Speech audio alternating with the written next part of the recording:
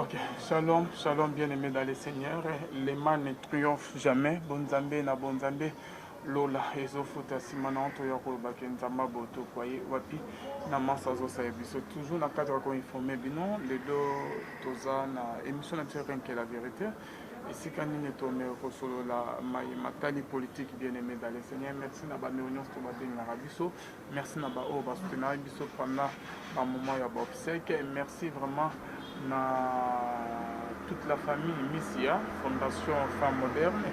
Nzamba Lola Hamona Bino, pasteur qui est Missia, la bouche autorisée de l'éternel depuis Zurich.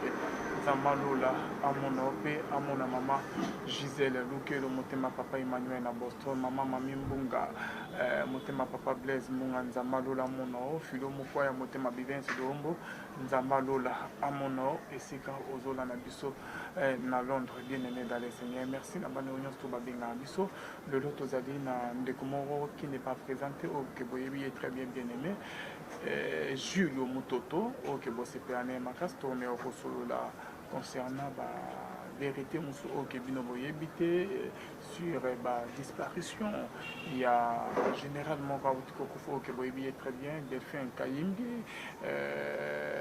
Ndekomoko pe mokonzimo cadre moko ya en RP auto kokufa lisusu ba tanta eza ya mwa mingi ezosalama to découvrir ba mwa vérité ebele nani azali nsima ya baliwa nyonso nini ezose caché na baliwa nyonso bien aimé dans les Seigneurs pour découvrir tout au long de notre émission rien que la vérité avec Jules Mutoto. Mbote papa Mbote mingi ndeko Alvin, ça fait presque belle urette de l'équipe. Quand on a toujours Lola ezofuta, Nzamba boito kozoaye wapi. Et bakisi sous moi sur le grand les mal ne triomphent jamais. Quand on a le mal ne triomphe jamais. N'engue pe souci na biso ba imboka ba résistant pour que senga na Nzamba songa pote. Le mal pour il a terminé na kati mboka na biso à travers ba politiciens et ba continuer parce que la population va souffrir. Il est grand temps que la population congolaise passe sous cas avec des projets politiques, avec des plans de sortie de crise, pas politique, mais sortie de crise et de souffrance de la population. Jules Mutoto, avant que tu aies la Mozindo et Masona Bisso, réaction non par rapport au discours, je n'ai pas du tout. Je suis un peu nakatikati parce que ça fait longtemps que Mobutu Plaza a kataka lien avec les Israélites. Maintenant, on a su qu'on a une version parce que le message des animes. Si le mal persiste au Congo, qui sont le lobby au Basimbi, la grande entreprise, la grande firme internationale au Bazar de Maguire en Est, ce sont des juifs. Il y a des juifs français, des juifs américains, des juifs allemands, des juifs canadiens au Bazar derrière le massacre de l'Écran à Est. Lorsqu'on parle de massacre à Est, nous ne devons pas seulement comme on a bateau bazo bon, mais tout le monde après la mort, ba milieu où yo bateau kima, ma belé wana, tant baza ko exploitango, ba minéraux wana, ezo sumba mana banani, bani bazo tekango, ba osa nango nini. Et tant au côté na chaîne on doit comprendre que non, il y a toujours une main noire qui vient de l'extérieur. Et le fait que nous sommes là bango, moi je m'attendais pas avec de Malbo, on n'a aucune belé, mais moi je m'attendais à Sabango que vérité, hein, le pays est sous occupation et il y a un génocide dans le Congo. Ce qui est le Rwanda comme la campagne pour vendre image na bango contre sur génocide. Alors nous qui avons plus de 12 millions de morts, pourquoi on n'en parle pas? Il y a des milliers de malades mouillés. Il va lancer un message par le lobby juif voilà que non. Mon peuple est victime d'une politique où il y a grand marché. Alors, c'est difficile aussi parce que les instigateurs et génocide ce sont ces mêmes là où on va venir à travers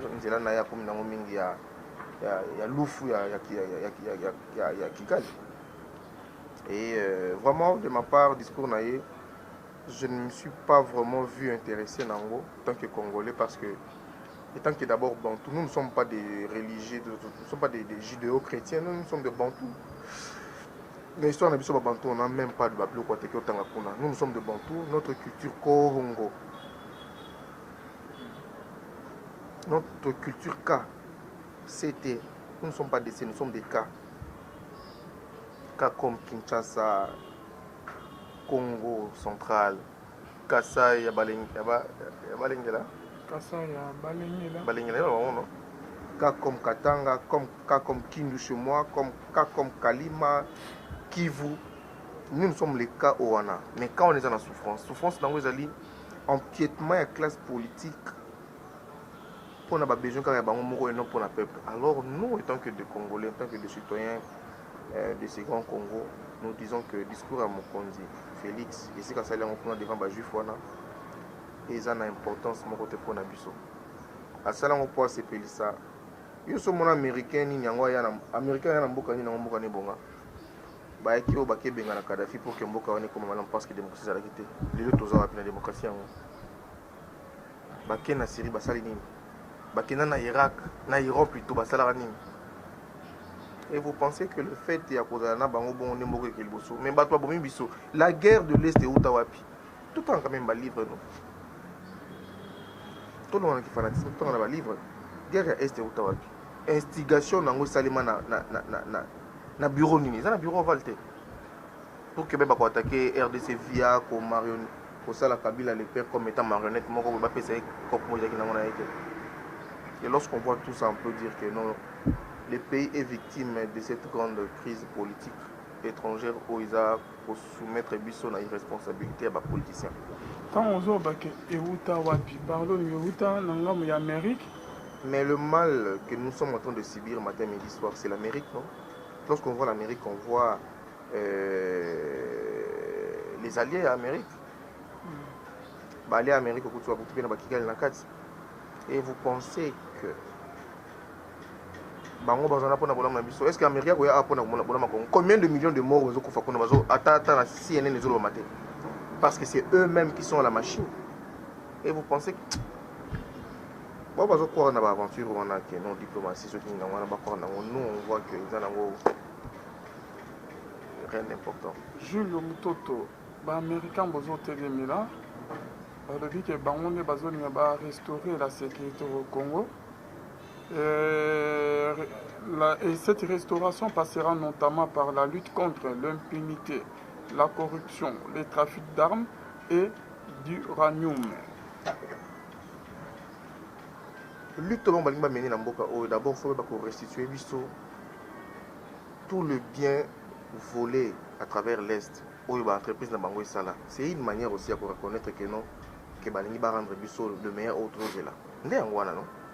Va rendre des milliers de vies va indemniser il y a des familles décimées, papa, maman, ceux qui croient aux Américains peuvent croire en eux, hein, mais moi je crois à ma terre. Non, encore en Bangote, parce que les Américains ont une solution dans beaucoup.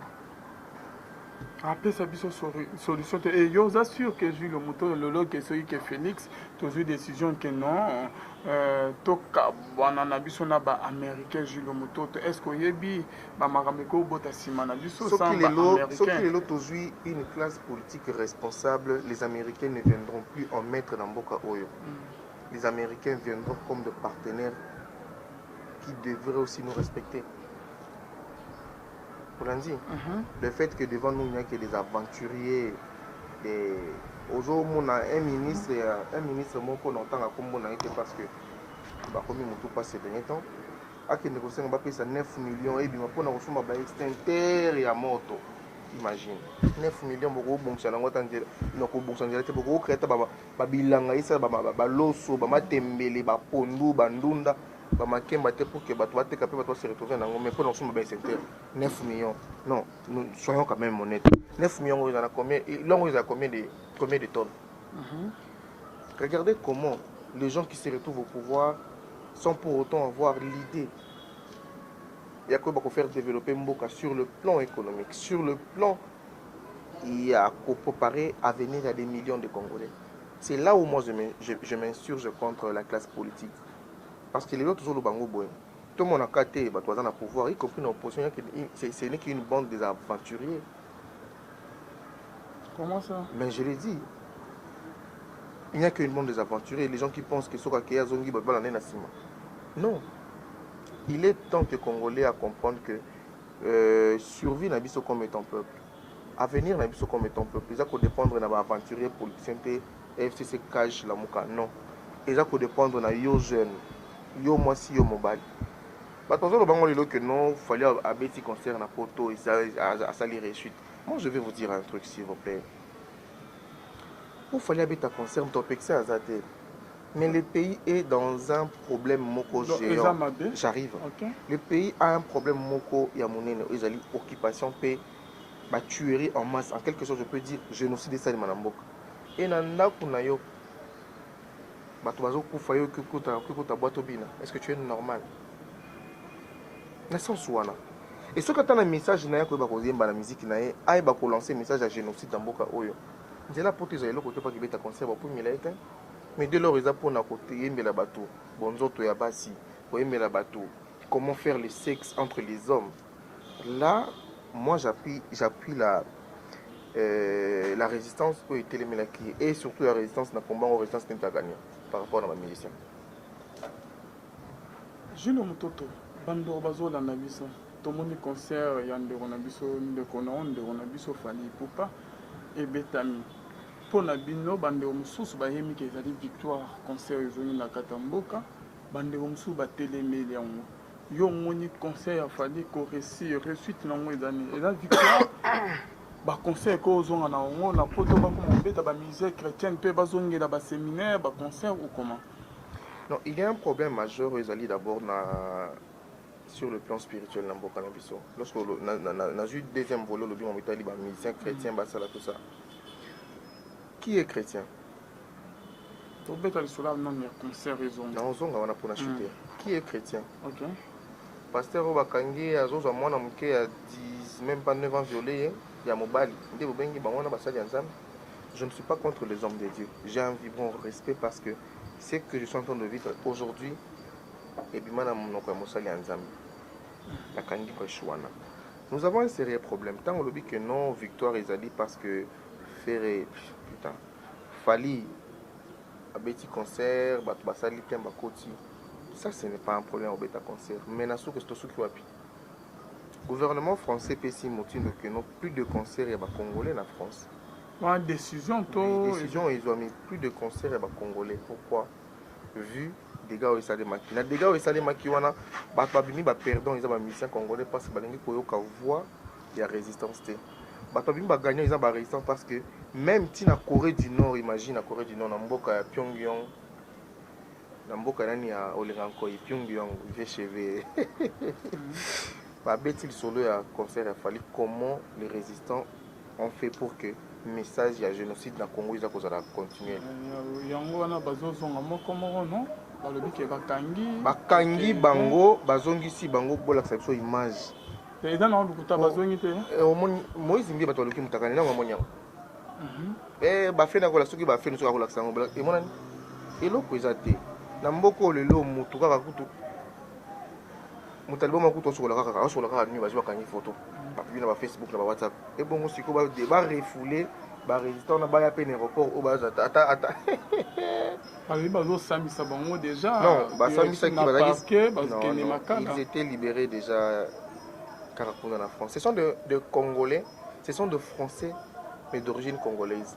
Au Basala qui bongo étant que ba Français, ba téléméli, aventureuse nous le Cana Congo étant que mboka na bango babotama. Léango Basala qui.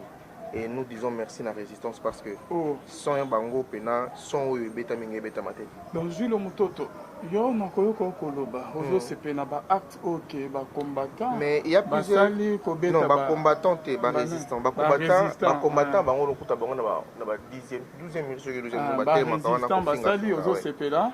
Oui, c'est ça le oui. Oui. Kobeta ndeko na tilokole. Koki soki garçon na son nom échappe soki piana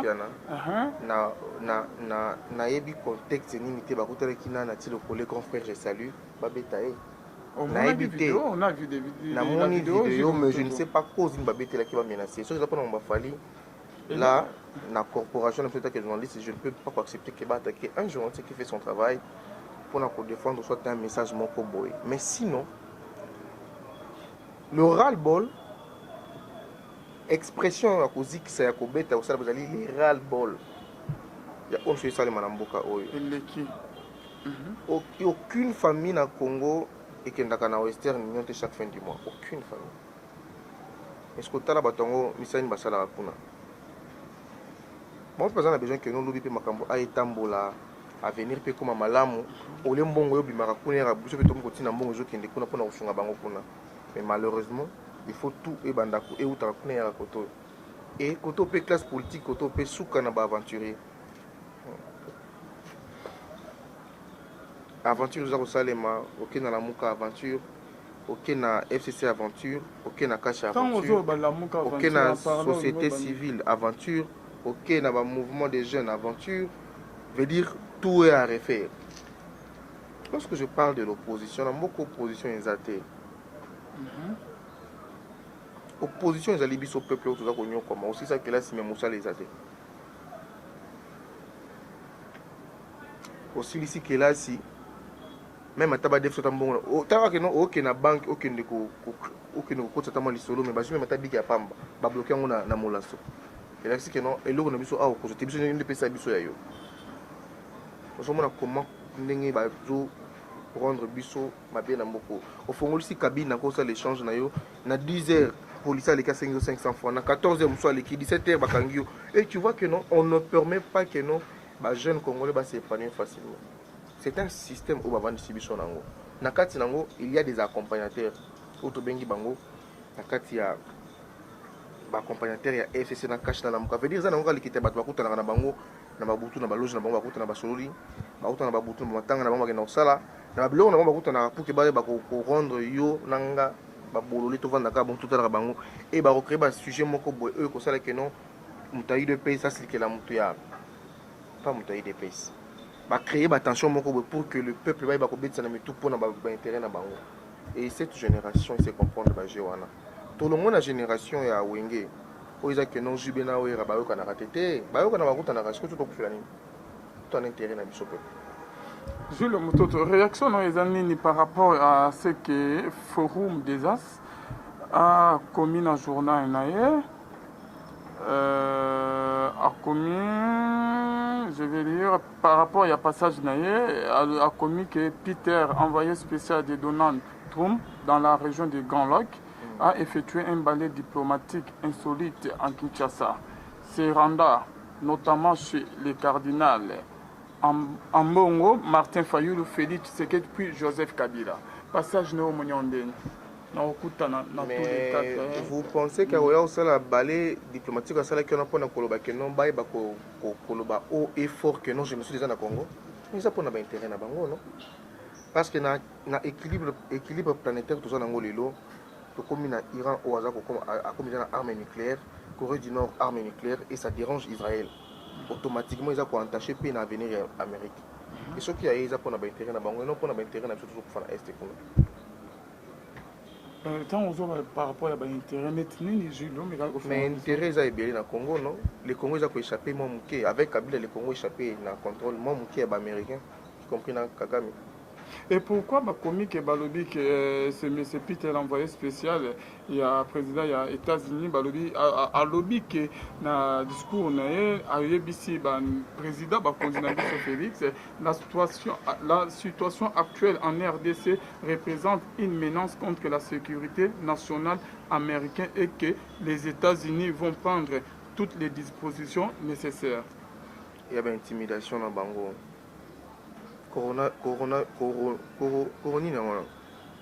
Coronavirus.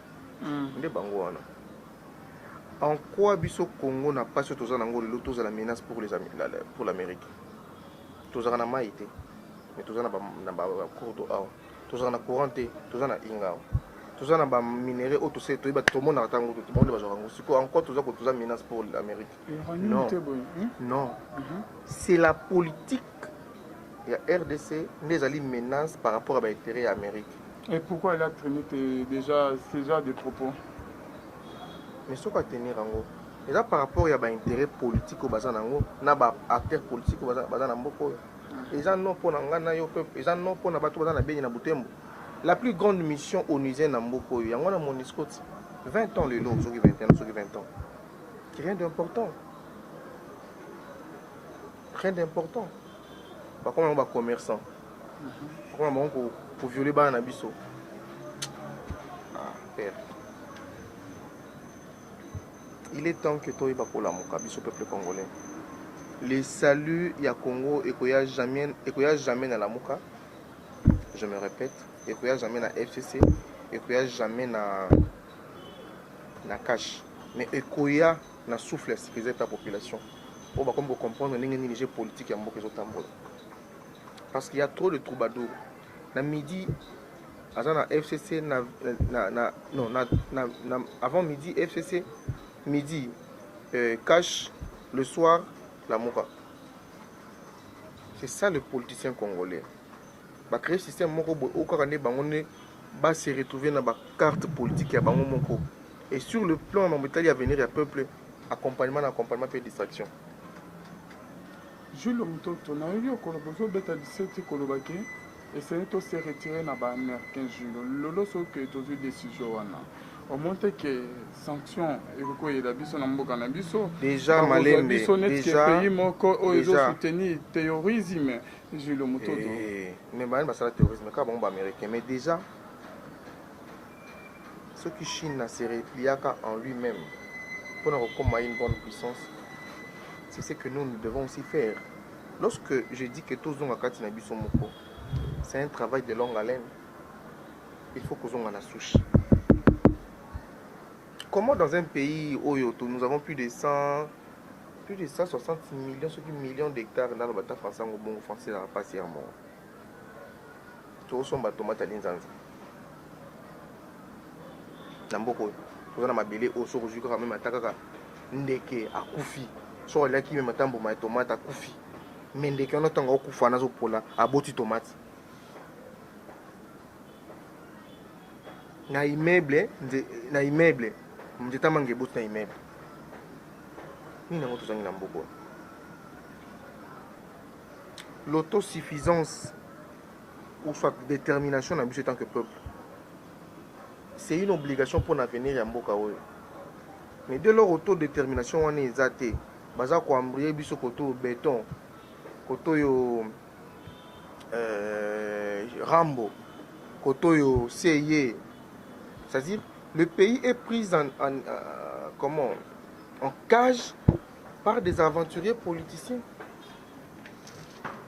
Je veux dire l'avenir, il y a des millions de jeunes. Aucun pays au monde ne se développe pas avec de vieux, aucun.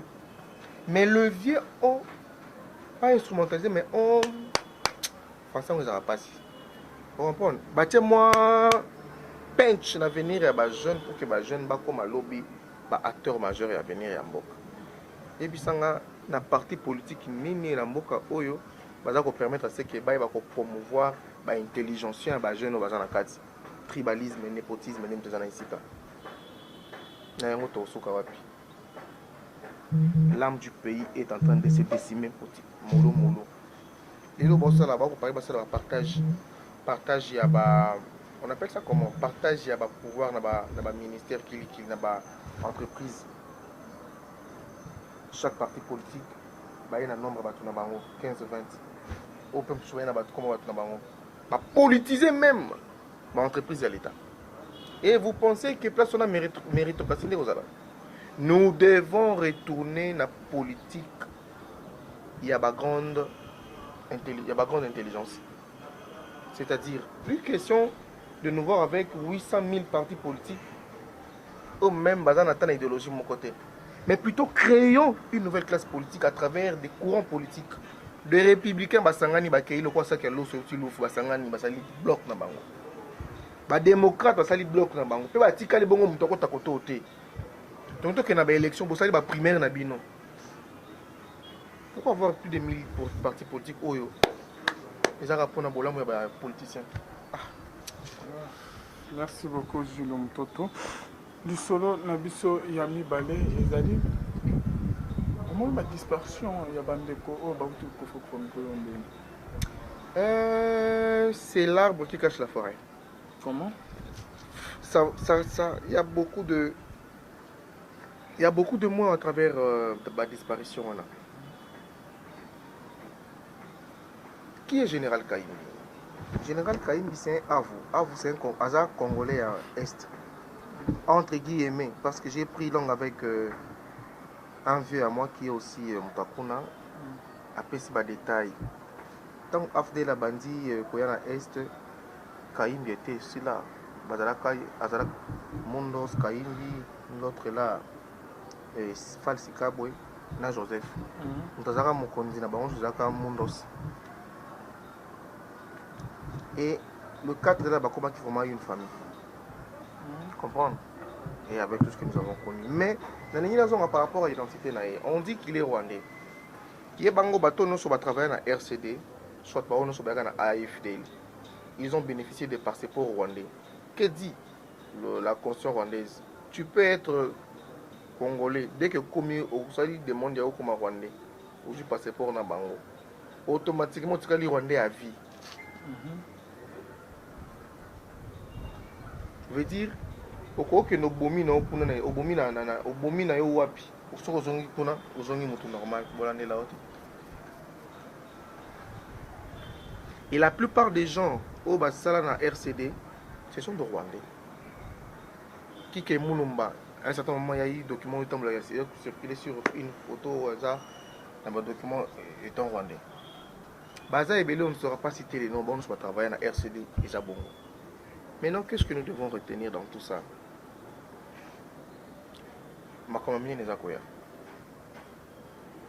Je ne saurais pas tout expliquer parce que nous avons constitué d'abord l'intelligence nanga en un pour que nous comprendre comment rédiger une pensée par rapport à jeu Ndenge Zaleli.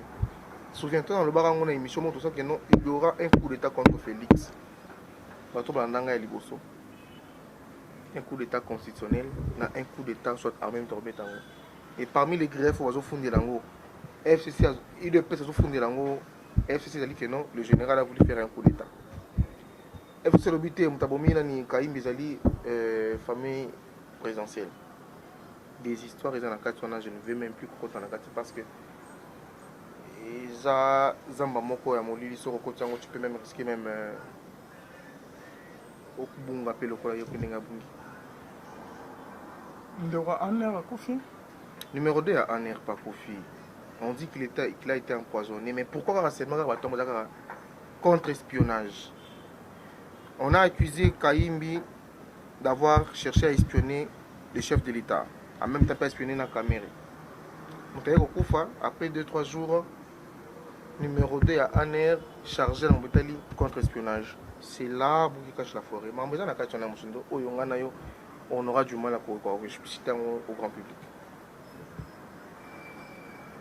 Ah, Mutoto Julio. Pona yo. Mboka ngizokende. Mboka za mabeti. Mboka za mabeti. Balobaka tant pour choisir du pouvoir passeport est à $30. Il est là une année. Noto. Qui ne le sait pas que passeport est à $30, salaire va se décomata. Parce que dans la Est, vous avez fonds, vous bénéficiez $20 dans mon tandis que mon 15 millions vendus kimia. Il y a un ça ne va pas papa. Mboka za nango bien té. Mboka en soi ils a bien ma belle ça bien. Mais nous qui le contenu à ma belle yango tout ça qu'on vivoter. Je dis tout ça qu'on vivre proche à qu'on vivre. Mais toi qu'on vivre té. Il y a 900 grammes, mais il y a $5, mais il a commis 12 000 francs. Avec 2000 francs, tu as du mal même à manger. Nambokoy. Ah, fachi béton, hein. Béton, ce qui est en plastique ou bien il y a map, on ne sait pas, ce qu'il y a ma papa, on ne sait pas. Je te permets pas de le dossier, on en a vu que vous êtes sensible. On peut avancer, c'est pas un problème. Merci beaucoup. Bonne Zambé na bonne Zambé les offres. Tout comme nous avons une émission de M. Julio. Au caméra, na bande au bateau dans nayo, au PC bon message. Yasuka en général, non tout les autres c'est passé dans la mission. Je serai bref d'abord dans le na bande kono soube ba s'abonner na Pesa Masolo TV, eux allez chaîne ya Julio Mutoto. Ah. Moi dans ce qui a collé singa dans ma papa ba konana. C'est ce que je fais parce que na Congo c'était ils ont partenariat. Partenariat et puis je me suis engagé à pour ça là. Chemin parce que je voulais être libre dans mon esprit. À la mesure où mais non là ça parce que je dois protéger un homme politique Oh non, on m'a emmené clarté. Non, non. Mais sinon, mon métier, c'est quoi? Il a état d'esprit. Un résistant à Zamuto à sentiment, un résistant à Zamuto à Ranzalate, à la paix autondate, Makamoto. Et c'est ça notre voie. On a choisi ce chemin en résistance parce que le malheur qui pèse sur le Congo et sa malheur aux alliés bien organisé et obligé, Bissau malheur autour en Angolelo. Le Congo de demain a besoin d'une jeunesse responsable. Je dis un vibrant merci, un grand encouragement dans la grande résistance au Basalaki, tout pour que son message et Bakozala vraiment écouté à travers le monde. Si Namboka Pyongyang va comprendre que les Congolais va tomber parce qu'il y avait un génocide. Il y a un génocide. Ce que je peux demander à la grande communauté Nabicho et la diaspora, parfois vous vous demandez, Jules, tu as disparu. Oui, on essaie de réfléchir. On essaie de pouvoir comprendre ma camarade. Parce que la résistance interne et externe, interne est très difficile comme pas possible.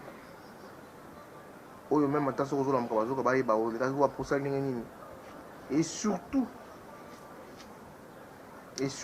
tribalisme et place Makassi. On ne sait pas dans quelle terre mettre ses pieds. Mais sinon, la paix, merci. Vous étiez beaucoup à croire dans l'histoire. Je pense que j'étais parmi les premiers à lancer un message à Kobakenon. Il y aura un coup d'État. Il y a cela une année. Mais nakotala makambo na ezo kendele na komi komi na que non apina na dans prophétie. Mais la prophétie a malheur, tu allais juste pour analyser le fait et kotala la fin na wezani. Mais ce que je vais nous demander diaspora, résistance peut changer sans sa combat. Merci beaucoup. Et ça va bien Julio Mutoto. Bon s'abonner à Pesa Masolo Télévision et pour Tchabi Chopé moi, on va se massiner, on a fait merci. Donc on analyse à 15 minutes. 15 minutes, on essaie de condenser l'essentiel et l'information pour comprendre en gros. Merci beaucoup, Ingeta.